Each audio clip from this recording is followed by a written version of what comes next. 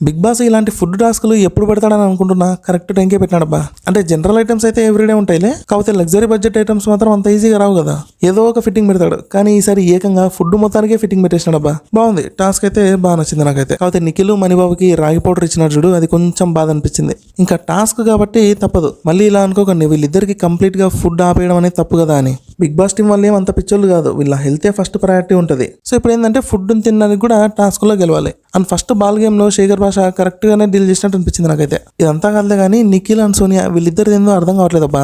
ఏదో రిలేషన్ కి సిమిలర్ గా ట్రై చేస్తున్నారు, కాకపోతే డౌన్ అయిపోతున్నారు అని చెప్పి ఆగిపోతున్నారు. అసలు ఇక్కడికి వచ్చిన పని ఏంది, వీళ్ళు చేసేది ఏంది? సర్లే వాళ్ళ ఇష్టము, ఏదన్నా చేసుకొని. కాకపోతే ఎంటర్టైన్ అన్నా చేస్తున్నారా, అది లేదు. అండ్ టాస్కుల్లో కూడా ఇద్దరు ఇన్వాల్వ్మెంట్ చాలా తక్కువ ఉంది.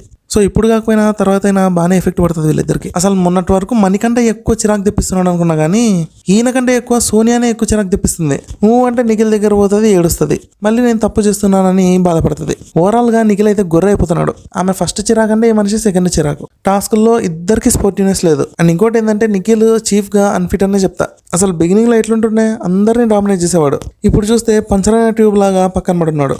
ఇదంతా కాదు కానీ మణిబాబు హైలైట్ అబ్బా, హైపర్ అవుతున్నాడు మనిషి. ఫుడ్ దొంగతనం అప్పుడు నిఖిల్తో అంటాడు కదా, నువ్వు రాకపోతే రాకపో, నేను తెచ్చుకుంటా. బాబా ఏంది బా ఇది, ఇంత చేంజా, ఎలా తలవా ఎలా? కాకపోతే చైల్డిష్గానే ఉన్నాడు. అండ్ ఇంకోటి ఏంటంటే ఆడియన్స్కి చాలా బోర్ కొడుతున్నట్టు ఉంటుంది. ఎందుకంటే వీళ్ళందరిలో పెద్ద గొడవ పడేటోళ్ళు ఎవరైతే కనిపించట్లేదు నాకు. సో మాక్సిమం కాంప్రమైజ్ అవుతారు, లేకపోతే ఎందుకులే మనకు రిస్క్ అని చెప్పి వదిలేస్తారబ్బా.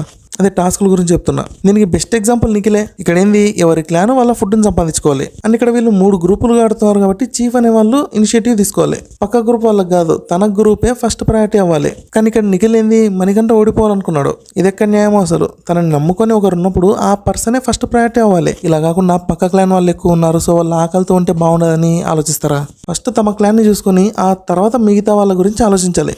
నాకు అదే డౌట్, మణికంట కాకుండా నిఖిల్ ఆడుంటే అన్ని ఓడిపోయాడేమో.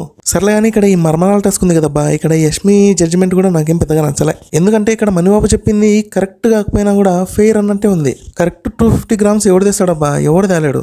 సో అప్పుడు క్లోజ్ ఉండేదాన్ని కన్సిడర్ చేయాలి, అదే న్యాయం. కానీ ట్విస్ట్ ఏంటంటే ఈమె ఇలా కావాలనే చేసింది. అదే ఏడుస్తూ చెప్తుంది కదా, అక్కడ 6 మంది ఇక్కడ ఇద్దరే ఉన్నారు, సో అందుకే ఇలా చేయాల్సి వచ్చిందని. సో ఇట్స్ క్లియర్, అది అన్ఫెయిర్ జడ్జిమెంటే. ఇంకా టాస్క్ విషయానికి వస్తే సీతా మణిబాబు ఇద్దరైతే దుమ్ము లేపినారు. అస్సలు ఎక్స్పెక్ట్ చేయాలి మణికంట ఈ రేంజ్ లో చేంజ్ అవుతాడని. ఒక టైంలో హీఈస్ బెటర్ దాన్ నిఖిల్ అన్నట్టే అనిపించింది. ఆ ఫైటింగ్ స్పిరిట్, మళ్ళీ ఆ జడ్జిమెంట్ తనకి అన్ఫేర్ గా ఉన్నా కూడా స్పోర్టివ్ గా తీసుకున్నాడు. ఎక్సలెంట్ అసలు. సో ఇప్పట్లో మణికంట అయితే ఎలిమినేట్ అయ్యే ఛాన్స్ లేదబ్బా. ముందు మనవాడికేమో సింపతి ఓట్లు పడ్డాయి, అండ్ ఇప్పుడేమో ఇంకొక టైప్ ఆఫ్ ఆడియన్స్ నుంచి కూడా ఓట్లు పడతాయి. సో మనవాడికి ఎటు చూసినా ప్లస్సే. మీకు సీతమ్మ వాకిట్లో సిరిమల్లె చెట్టు సినిమాలో రేలంగిమ గుర్తున్నాడా? ఆ టైపే ఉన్నారు వీళ్ళంతా. అంటే హ్యూమానిటీ పీక్స్ అనమాట. బిగ్ బాస్ ఏమో ఒకరి ఫుడ్ ఒకరు తినకూడదని చెప్పి రూల్ పెట్టాడు, కానీ మన వాళ్ళేమో ఆ రూల్లోనే ఒక లూప్ హోల్ని ఎతికారు. అప్పుడు ఏమనిపించిందంటే పైకి కొంచెం ఎదవల్లాగా అనిపించినా కూడా మన వాళ్ళు కైండ్ హార్టెడే. ఇప్పుడు హైలైట్ ఏంటంటే ఫుడ్ దొంగతనం. యాక్చువల్గా ఇలాంటివి వీళ్ళు చేయాల్సిందే, అప్పుడే గేమ్లో కిక్ ఉంటుంది. నిజంగా అనుకున్నా బా, గెలికితే ఫస్ట్ యష్మి టీం వాళ్ళే గెలుకుతారని. పాపం చికెన్ ఇంత పెట్టి మీద అంతా తీసుకుపోయారు వాళ్ళు. అంటే తర్వాత మన నబీల్ కూడా రంగంలోకి దిగి కొన్ని ప్యాకెట్లు అయితే దాచిపెడతారులే.